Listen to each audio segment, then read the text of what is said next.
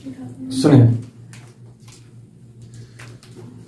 इससे पहले हम आपको एक क्लास पार कर चुके हैं।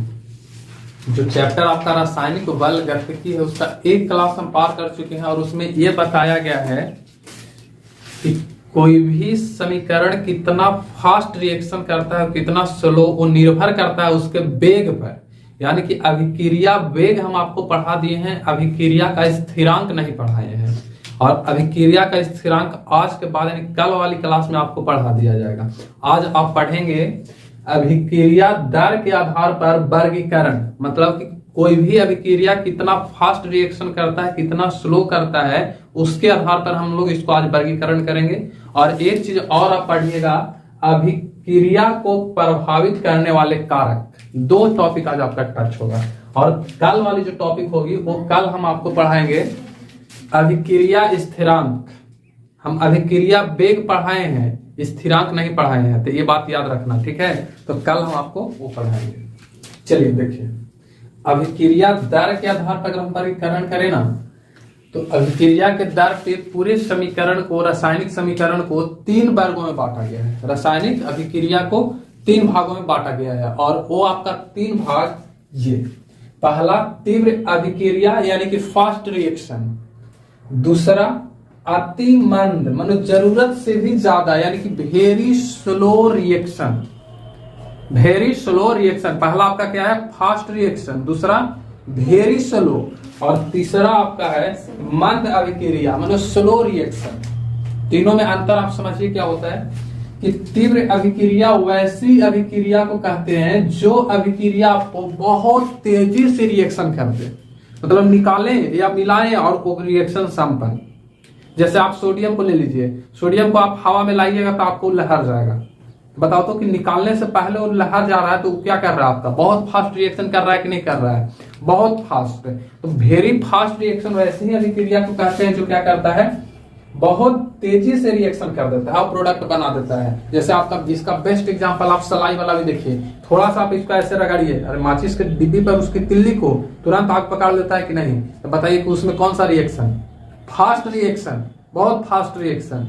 जैसे इलेक्ट्रॉन स्विच जला, जैसे आप आसमान के चल के स्विच है, उधर लाइट लगा हुआ है, तो अगर इस स्विच को अगर हम मतलब ऑन कर दें तो बताओ तो कि जैसे स्विच को ऑन करेंगे तो पूरी लाइट जलने में क्या टाइम लगता है, बताओ वहां पास कौन सा रिएक्शन, बहुत फास्ट रिएक्शन हो जाएगा, मानो तीव्र रिएक्शन हो जाएगा। तो सीधी से आप समझिए कि वैसे रिएक्शन जो बहुत कम समय में रिएक्शन संपन्न कर देता है वो आपका क्या कहलाता है, वेरी फास्ट रिएक्शन, उसको बोलेंगे तीव्र अभिक्रिया।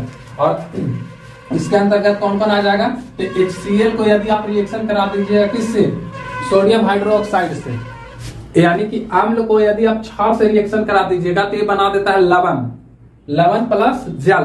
तो इसको रिएक्शन बहुत फास्ट होता है, बहुत तेजी से रिएक्शन होता है। जैसे इनो को आप देखिए, पानी में डालते के साथ पूरा खौलने लगता है कि नहीं, तो वहां पास कौन सा रिएक्शन, फास्ट रिएक्शन, बहुत तेजी से रिएक्शन हो जाता है। तो यहाँ पास HCl को यदि सोडियम हाइड्रोक्साइड के साथ मिलाइएगा तो रिएक्शन बहुत फास्ट हो जाता है और ये बना लेता है आपका NaCl और जल बना लेता है। तो ये अभिक्रिया आपका कैसा अभिक्रिया कहलाएगा, तीव्र अभिक्रिया। उसके बाद हम आपको पढ़ाएंगे संक्रमण ऊर्जा, संक्रमण ऊर्जा, तो उसमें आपको बताया जाएगा कि कब कौन रिएक्शन कितना तेज करेगा। संक्रियन ऊर्जा, ठीक है, संक्रमण संक्रियन ऊर्जा, तो उसको मैं आपको और अच्छी से बेहतरीन ढंग से बता दिया जाएगा। तो इसमें देखो एक चीज और समझिए कि तीव्र किसको कह दिए, वैसी अभिक्रिया जो बहुत तेजी से रिएक्शन कर देता है। इसका एग्जाम्पल आपको हम बता दिए, बहुत सारा एग्जाम्पल दे दिए। जैसे आप बताइए तो एक एग्जाम्पल आप बताइए जो तीव्र अभिक्रिया करता है, चूना वाला, चूना और जल, दहकता हुआ चूना में आप पानी मिलाइए ना, तुरंत खौलना शुरू कर देगा। लेकिन वो एक चीज याद रखिए कि उसके रिएक्शन तत्काल शुरू हो जाता है, लेकिन उसको संपन्न होने में बहुत समय लग जाता है, 24-25 घंटा का समय लग जाता है, ठीक है। तो तत्काल क्या हो जाता है, शुरू हो जाता है, वो तत्काल शुरू हो जाता है। और दूसरा आपका क्या है, अति मंद अभिक्रिया। देखिए अति मंद कहने का मतलब है कि जो बहुत ही समय के बाद संपन्न होता है, बहुत स्लो, बहुत जरूरत से ज्यादा स्लो हो जाए तो उसे क्या बोल देंगे, अति मंद। अति मंद अभिक्रिया में लोग उबिया जाता है, उबियाना समझ में आ रहा है। किसी चीज को आप रिएक्शन करके छोड़ दीजिए और वो धीरे धीरे धीरे हो रहा है, 2 साल 4 साल में हो रहा है, तो उसे अभिक्रिया को क्या बोल देंगे, अति मंद अभिक्रिया। जैसे हम लोग बुढ़ापा आना, अब बुढ़ापा तुरंत आ जाता है, बुढ़ापा आने में कम से कम 40-50 साल लग जाता है, तो वो भी तो एक अभिक्रिया है। कौन सा? अति मंद अभिक्रिया। वो क्या हो जाएगा आपका? अति मंद अभिक्रिया हो जाएगा, क्योंकि बुढ़ापा आदमी को तुरंत ये नहीं आता है। लोहा में जंग लगना, क्या लोहा आज हम खरीद करके लाए कल जंग लग जाएगा? नहीं लगेगा। इसको जंग लगने में 1 महीना का समय लग जाता है। तो अति मंद अभिक्रिया उस अभिक्रिया को बोलते हैं जिसमें संपन्न होने में, या जिस अभिक्रिया को संपन्न होने में कई महीना या कई साल लग जाए, उसको हम लोग बोलते हैं क्या चीज? अति मंद अभिक्रिया। जैसे आपके अंदर में जो बोलने वाली रिएक्शन हो रहा होगा, बोलने वाला समझ में आ रहा है? जैसे बचपन में आप खाली रोते होंगे, वही करती होगी, नहीं क्या करती है? अब बताओ तो कि वही अभिक्रिया जब आप बड़ा हो जाते हैं, 3 साल 4 साल को हो जाते हैं, तो आप फटाफट बोलने लगता है कि नहीं? आदमी बिना बोलने बोलेगा ना मिठाइया नहीं लाए तो चाय नहीं मिलेगा, जाओ ये लो रे। अब बताइए वहां पर देखिएगा तो वहां बोलने वाला जो अभिक्रिया क्या? मंद नहीं, अति मंद है। तुरंत थोड़ा ना होता कि बच्चा जन्म लिया बस बोलना शुरू कर दिया, हाँ कोई करना शुरू कर देगा। मतलब तो पढ़े वाला अभिक्रिया ये भी आपका मंद है। बचपन तुरंत किताब पलटा पढ़ना शुरू कर देता है आदमी, उसको सीखता है, सीखने में उसको साल भर समय लग जाता है। अगर वो बहुत भाप दिमाग वाला रहा तो 4 साल लगा देगा ज्यादा। तो अगर 4 साल लगा देगा तो बताइए ना कि वहां पर क्या फास्ट रिएक्शन हो रहा है, मतलब कुछ तेजी से सीख रहा है? नहीं। तो उसको हम लोग क्या बोलेंगे? Very slow reaction. बताइए तो अगर कागज को हम जला दे तो वहां पर कैसा रिएक्शन? मंद कैसे होगा? बहुत तेज हो जाएगा। आप कागज में आग लगाइए ना, तुरंत फटाक से लहर जाएगा, तो वो आपका मंद नहीं, फास्ट, वेरी फास्ट, बहुत तेज हो जाएगा, बहुत तेज। आदमी को मारो कहां सुकून कर देगा, बहुत तेज रिएक्शन हुआ है, बजड़ा उधर से कहां सुकून निकला, तो आपका कैसा? तेज अभिक्रिया हो जाएगा। ठीक है, तो मंद में क्या क्या आ जाएगा? तो लोहा में जंग लगना, बुढ़ापा आना, बाल का पकना, ये सब क्या है? बहुत फास्ट नहीं है, बहुत तेज, स्लो रिएक्शन है, वेरी स्लो रिएक्शन है। आदमी को लंबाई में परिवर्तन होना क्या फास्ट रिएक्शन है? एक दिन में आदमी परिवर्तन कर देता है लंबाई में, बहुत समय लगता है। तो कौन सा हो गया? अति मंद अभिक्रिया। ठीक है, तो ये सब क्या आ जाएगा? अति मंद अभिक्रिया। दूसरा क्या होता है? मंद अभिक्रिया। देखिए इसमें जो समय लगेगा, यानी कि मंद अभिक्रिया में वो दोनों के बीच वाला लगेगा, तो इसके अंतर्गत तो ऐसी अभिक्रिया आती है जो तीव्र और मंद के बीच वाला होता है। जैसे जल में आप चीनी को घुला दीजिए, तो जल में यदि आप चीनी को घुलाइएगा तो क्या लगता है कि जल में जैसे डाल दी वो घुल जाएगा? चीनी नहीं घुलेगा। ये भी हकीकत है कि जल में यदि चीनी को डालोगे तो 4 साल ना लगेगा, घुले में 4 साल लगेगा, बहुत 1 आध घंटा। और अगर गर्म कर दिए ना आग पर तो तुरंत घुल जाता है। तो उसको हम लोग बोलेंगे कौन सा अभिक्रिया? मंद अभिक्रिया। मंद मतलब होता है, ऐसा नहीं कि अभिक्रिया नहीं होता। ये भी हकीकत है कि पूरी तरह से फास्ट नहीं होता है। तो पूरी तरह से फास्ट नहीं होता है तो उसको हम लोग क्या बोल देंगे? मंद बोल देंगे। अति मंद नहीं, मंद अभिक्रिया। जैसे आप इसका और एग्जाम्पल में आप देखिए, कपड़ा खींच दीजिए और कपड़ा खींच को धूप में सुखा दीजिए, क्या डालते के साथ कपड़ा सूख के रेडी हो जाता है? नहीं होता है। उसको 1 घंटा 2 घंटा समय लगता है। तो कौन सा रिएक्शन? मंद। जैसे हम लोग खाना खाएं तो क्या खाना जैसे मुंह में जाता है पाच के रेडी हो जाता है? भोजन 4 घंटा तक तो आमाशय में ही रहता है, उसके बाद 3-4 घंटा के बाद दम पचता है अच्छा से फ्रेश। एक भोजन, नॉर्मल भोजन को काटने में, पचाने में आपको 4 से 5 घंटा का समय लग जाता है, और 4-5 घंटा के बाद वो पचता है तो थोड़ा फिर भूख लगेगा। तो बताओ तो कि जिस अभिक्रिया को संपन्न होने में 4 से 5 घंटा का समय लग जाए वो कौन सी अभिक्रिया होगी? मंद अभिक्रिया हो जाएगा। मंद यानी कि स्लो अभिक्रिया हो जाएगी। तो ऐसी अभिक्रिया को हम लोग क्या बोलते हैं? स्लो अभिक्रिया। अब देखिए कि इन अभिक्रिया को प्रभावित करने वाला ऐसा क्या क्या कारक है। कोई तो होगा जो इस सबको बढ़ा सकता है, घटा सकता है। नहीं, जैसे वो बच्चा के देखो, उसको छोटा बच्चा है तो कौनों का दादी होंगे तो दादी कहीं न मारेंगे, मतलब अपन पोता के कहीं नहीं। अगर माई मार के चटचटा भी देंगे ना तो दादी में जाएगा कहीं क्या करे, तो आराम से क्या करेंगे? अरे चुप करेंगे। तो वहां पर देखिए 2 तरह के लोग मिल रहा है। एगो फास्ट उसको रुवाए वाला मिल रहा है, और एगो फास्ट उसको चुप कराए वाला मिल रहा है। समझ में आ रही बात? तो यहाँ पर 2 चीजें हो रही है। तो ऐसा अभिक्रिया में भी होता है। अभिक्रिया में भी ये चीज आपको देखने को मिलेगा कि कुछ चीजें ऐसे है जो अभिक्रिया धीरे धीरे संपन्न होगा तो ओकरा में चुगलाई कर देगा और बहुत तेजी से ओकरा लड़ा देगा।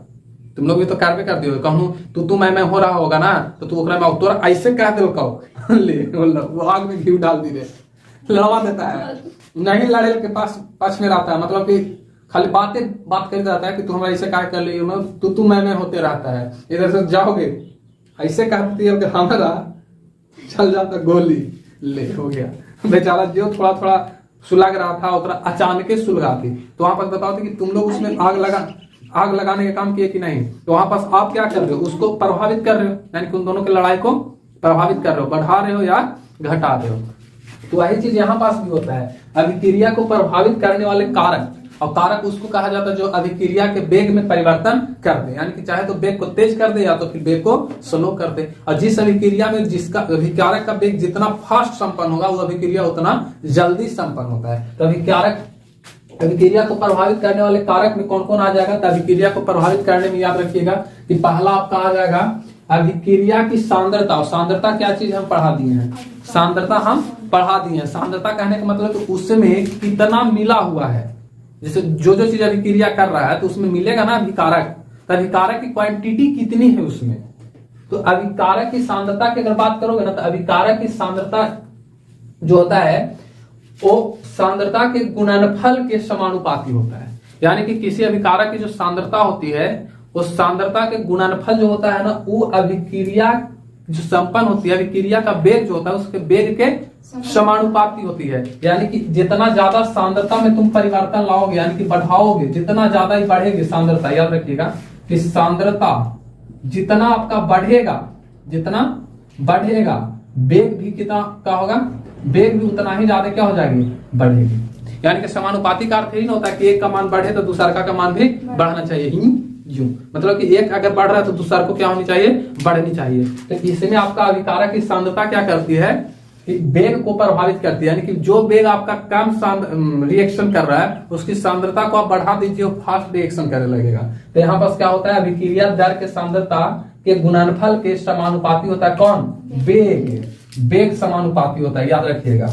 तो वेग अगर समानुपाती है तो वेग बढ़ेगा तो क्या होगा, रिएक्शन क्या घटेगा, रिएक्शन भी बढ़ेगा। ठीक है। तो अगर अभिक्रिया तुमको कम यानी देरी से संपन्न हो रहा है उसमें आग लगा दीजिए, यानी कि उसकी सांद्रता को बढ़ा दीजिए, उसकी अभिक्रिया क्या हो जाएगी, ऑटोमेटिक बढ़ जाएगी।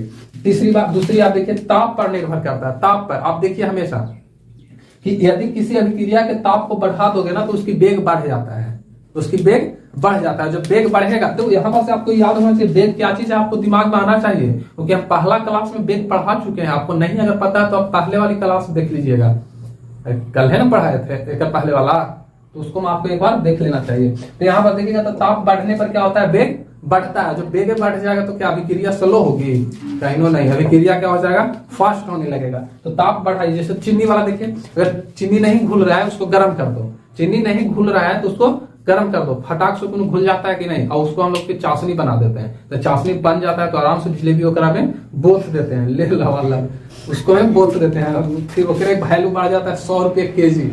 तो यहाँ तक ठीक है, समझ में आ गया। तो अब देखिए उत्प्रेरक, उत्प्रेरक को अंग्रेजी में कैटलिस्ट बोलते हैं। इसको क्या बोलते हैं, कैटलिस्ट। ठीक है, उत्प्रेरक कैटलिस्ट। और कैटलिस्ट का काम होता है, ऐसा हम बता दूं जनरली, कि एक अभिक्रिया में भाग नहीं लेता है, लेकिन अभिक्रिया में भाग नहीं लेगा लेकिन अभिक्रिया को प्रभावित कर देगा। ये प्रभावित करना मैंने समझ में आ रहा है, अभिक्रिया को घटा या बढ़ा सकता है। ये आपको अभिक्रिया को घटा या बढ़ा सकता है कौन, उत्प्रेरक। तो उत्प्रेरक एक ऐसी चीज है जो बिना अभिक्रिया में भाग लिए हुए अभिकारक, बिना अभिक्रिया में भाग लिए हुए अभिक्रिया को प्रभावित करने की क्षमता रखता है। तो उत्प्रेरक अभिक्रिया को बढ़ा भी सकता है और घटा भी सकता है, बढ़ा भी सकता है और घटा भी सकता है। तो देखो जो धनात्मक होगा उत्प्रेरक, धनात्मक उत्प्रेरक उसको कहते हैं जो अभिक्रिया को तेज कर दे, अभिक्रिया को फास्ट कर दे, दोनों को लड़ा दे, तो वो आपका क्या कहलाता है, धनात्मक। मतलब कि एक अभिक्रिया स्लो हो रहा होगा तो कर देगा, ऊपर से बल देकर उसको फटाक से ऊपर पहुंचा देगा, यानी कि वेरी फास्ट रिएक्शन करवा देगा। तो उत्प्रेरक क्या करता है, अभिक्रिया दर को प्रभावित करता है। तो वैसे उत्प्रेरक जो अभिक्रिया को फास्ट कर दे उससे हम लोग धनात्मक उत्प्रेरक बोलते हैं। यानी कि जो धनात्मक उत्प्रेरक होता है अभिक्रिया को क्या कर देता है, तेज करता है, अभिक्रिया को तेज कर देता है। वही ऋणात्मक अभिकारक उत्प्रेरक की बात कीजिए तो ऋणात्मक उत्प्रेरक जो होता है अभिक्रिया को स्लो कर देता है। जो अभिक्रिया बहुत तेजी से हो रहा होगा उसको क्या कर देगा, कम कर देगा, यानी स्लो कर देगा। तो ये उत्प्रेरक होती है। उसके बाद फिर आपका है चौथा, अभिकारक अभिकारकों के प्रकृति, देखिए अभिकारकों की प्रकृति आप समझिए क्या होता है। अभिकारकों की प्रकृति कहने का मतलब कि कोई भी अभिकारक के अंदर में जो बॉन्ड बनल है, अरे कण एक दूसरे से सटल रहता है ना, तो उसके कणों के अंदर का जो बल है, इंटरनल फोर्सेस है, वो कितना मजबूत है या कितना स्लो है, वो निर्भर करता है इस पे, अभिक्रिया के वेग प्रभावित करने पर। अगर किसी अभिकारक के प्रकृति की अगर बात करोगे तो अगर अभिक्रिया में भाग लिया हुआ ऐसे अभिकारक जिसके अंदर का अंतराणविक बल कमजोर है, तो कमजोर रहेगा तो फर्स्ट रिएक्शन कर जाएगा क्योंकि उसको टूटने में समय नहीं लगेगा। लेकिन वही चीज अब बात कीजिए अंतराणविक बल मजबूत वाला, तो टूटे में समय लगेगा, और टूटे में जब समय लगेगा तो क्या करेगा, रिएक्शन स्लो करेगा। समझ में आ रही बात प्रकृति पर, तो प्रकृति आपको समझ में आ गई। पांचवा आपका पृष्ठीय क्षेत्रफल पर। पृष्ठीय क्षेत्रफल कहने का अर्थ है कि आप अभिक्रिया को किसमें करा रहे हैं, जिसमें करा रहे हैं उसमें रखा हुआ रिएक्टेंट यानी अभिकारक कितना क्षेत्रफल को ले रहा है। तो जो ज्यादा क्षेत्रफल में रिएक्शन करेगा उसका रिएक्शन तेज होगी, और जो कम में करेगा उसका रिएक्शन कम होगा। तो यहाँ पर से क्या है, क्षेत्रफल पर भी निर्भर करता है। तो आपका अभिक्रिया को प्रभावित करने वाले कारक कौन कौन हो गया, तो अभिकारक की सांद्रता हो गई, ताप हो गई, उत्प्रेरक हो गई, अभिकारकों की प्रकृति हो गई, पृष्ठीय क्षेत्रफल हो गया। ये सारे चीज किसको प्रभावित करता है, अभिक्रिया के वेग को, और जिस वेग को जितना ज्यादा प्रभावित किया जाए उतना ही ज्यादा उसके रिएक्शन में कम बेसी होने की चांसेस रहती है। ठीक है, तो इसको अच्छी तरह से समझ में आ गया। अब कल हम बता देंगे आपको वेग स्थिरांक, वेग स्थिरांक, उसके बाद फिर हम आगे अंकित वगैरह बनवाएंगे। ठीक है, तो इसको राइट कीजिए।